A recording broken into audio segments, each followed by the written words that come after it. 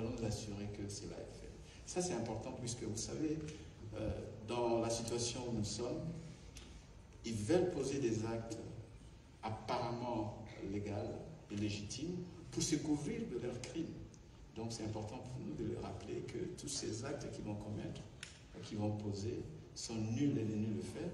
Et bon, les instances appropriées pourront prendre des sanctions pour ces magistrats qui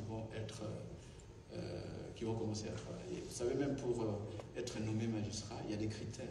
On ne peut pas nommer un magistrat qui a plus de 62 ans. Je crois que vous le savez.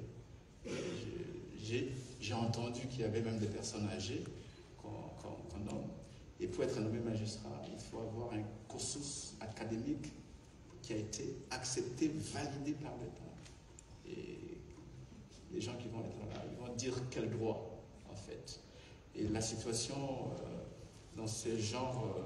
et ce n'est pas le cas puisqu'il y a quelqu'un qui m'a interpellé en disant que, on l'a vu dans les cas de la Côte d'Ivoire, c'était différent. Mais c'est différent puisque dans les cas de la Côte d'Ivoire, la rébellion n'avait pas décapité l'appareil judiciaire. Donc, l'appareil judiciaire était là. La composition était pratiquement régulière. Et donc, à la fin du conflit, des actes étaient posés parce que c'était les faits du prince, ça a été accepté. Mais ici, on a décapité notre administration de la justice. Donc, il n'y a pas de juge. Donc, maintenant, ils vont nommer de façon illégale des juges. Et en ce moment-là, tous ces actes qu'ils vont poser sont des actes nuls de faire. C'est simple. C'est évident que ce qu'ils essayent de faire viole même le prescrit de la déclaration de principe qui s'effondre notamment sur le respect de la Constitution. Je ne voudrais pas aller plus loin, charte de l'Union africaine ou charte des Nations unies. C'est un groupe qui est appelé à disparaître. Et vous ne pouvez pas, et c'est ce que nous observons, et c'est pour ça qu'au niveau du gouvernement, la ligne, elle est claire là-dessus.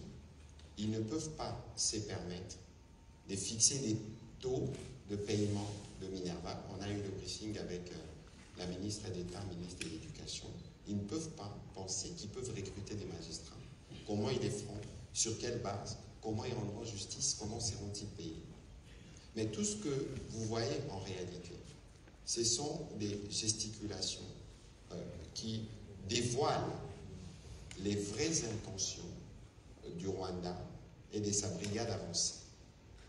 L'idée, c'est en fait de vouloir créer un état de fait et mettre tout le monde devant un fait accompli.